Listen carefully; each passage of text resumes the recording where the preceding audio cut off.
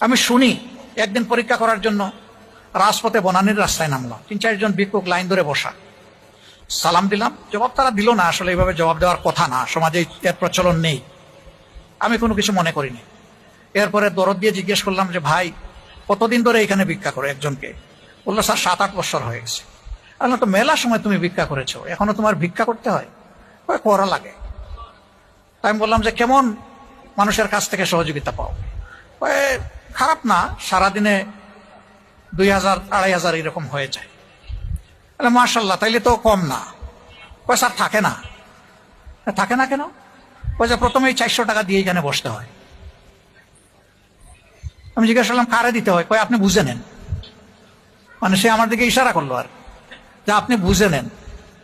তাই বললাম এটাকে প্রতিদিন? স্যার শুরু করার আগে দিতে হয়, নইলে এখানে বসতে দেয় না। এখন বলে তো বড় ভিক্ষুক কে? ওই রাস্তায় যে বসে আছে, নাকি ডাকাতি করে যে চাঁদা নেয় এসে?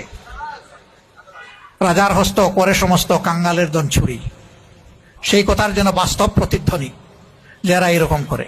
এখন যারা ভিক্ষুকের হাত থেকেও টাকা নিতে লজ্জা হয় না, তারা কত বেপরোয়া বেশরমা চিন্তা করেন এবার।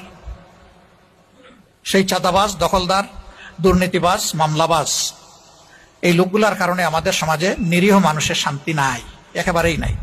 জীবনের নিরাপত্তা নাই, ইজ্জতের নিরাপত্তা নাই, তার সম্পদের নিরাপত্তা নাই।